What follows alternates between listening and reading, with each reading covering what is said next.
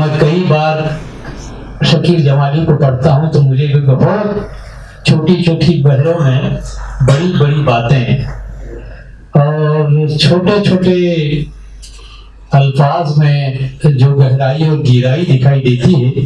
ایک نظم ان کی مجھے بہت اچھی لگتی ہے, میں یاد کیا ہوں مشیر بھائی اور ان کے سامنے سناتا ہوں تاکہ وہ سنا رہے.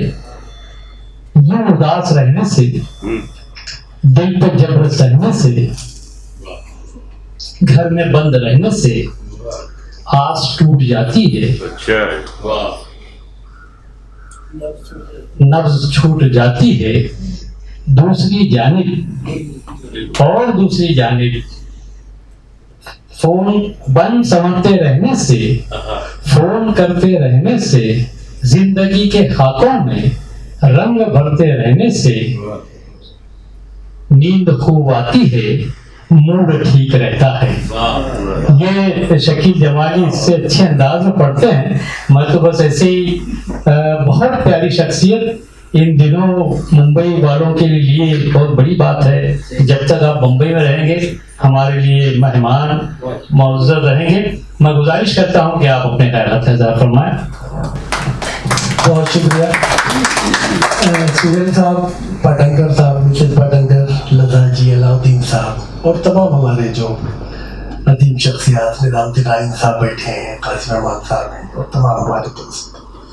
دیکھیے آج کا دن نردیش کا دن ہے, میں آپ سے بالکل بتا دوں, اور میں اس معاملے میں سمجھوتا کرنے کو تیار ہے. جتنی باتیں نردیش کے حوالے سے ہوئی ہیں وہ بلا شبہ بالکل سچ ہے. اور نردیش جیسے نوجوان جو آج بے حد تعلیم یافتہ ہونے کے ساتھ ساتھ شاعری کی طرف جن کا رجحان ہوا ہے, وہ لوگ ایسے ادھر نہیں آ گئے ہیں بلکہ وہ زبان کو سیکھ کے ادھر آئے ہیں, وہ اپنے اساتذہ کو پڑھ کے ادھر آئے ہیں, معاصر ادب پر ان کی نظر ہے. اس لیے آج ہم نردیش کی بات کر رہے ہیں کہ نردیش نے زبان سیکھی ہے, نردیش نے شاعری کے کلچر کو سمجھا ہے, نردیش نے اپنے بڑوں کو پڑھا ہے. اس لیے اس کی شاعری میں عظمتیں اور شناخت اور جو امکانات ہیں وہ ہم لوگ ڈھونڈ رہے ہیں. اور میں سمجھتا ہوں کہ شناخت کا مسئلہ اتنا بڑا ہے ایک شاعر کے لیے کہ یہ بالکل ایوریسٹ کی چوٹی کی طرح ہے. آپ ایسے اندازہ لگائیے کہ ہزاروں سینکڑوں اشعار میں سے کسی بھی شعر پہ انگلی رکھ کے ہم کیسے کہہ دیتے ہیں کہ یہ شعر غالب کا ہو سکتا ہے, یہ شعر میر کا ہو سکتا ہے, یا یہ داغ ہے. یہ اس لیے کہ ان لوگوں کا اسلوب, ان کا لہجہ, ان کی شناخت طے ہو چکی ہے. اور مجھے خوشی ہے کہ نردیش کی یہ دوسری کتاب ہے اور میں دعا گو ہوں کہ وہ بہت جلد اپنی شناخت کو پائیں. اور ان کے لیے بھی ہم یہ کہیں کہ ان اشعار کے ڈھیر میں ہم انگلی رکھ کے کہیں کہ یار یہ شعر نردیش ایسی کا ہو سکتا ہے, اور وہ یقیناً نردیش ایسی کا. نوجوانوں پہ ایک الزام یہ لگتا ہے کہ نوجوان پڑھتے نہیں ہیں. نردیش نے ثابت کر دیا, نفی کر دی اس اعتراض کی کہ نوجوان پڑھتے نہیں ہیں. یہ ان کا مطالعہ ہے جو ان کی شاعری میں بول رہا ہے. دوسرا الزام شاعری پہ یہ لگتا ہے, خاص طور سے غزل کی شاعری پہ یہ کہا جاتا ہے کہ ایک موضوع کے ارد گرد ہزارہ اشعار گھوم رہے ہیں.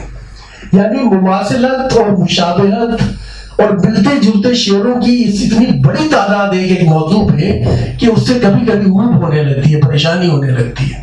کہ ایک موضوع مثال کے طور پہ آپ دیکھیں کہ دیکھا دتی اٹھا کے کمیگاہ کی طرف اپنے ہی دوستوں سے ملاقات ہو گئی. یہ بڑا پاپولر موضوع ہے شاعری کے لیے, آپ بچیے گئے ان چیزوں سے.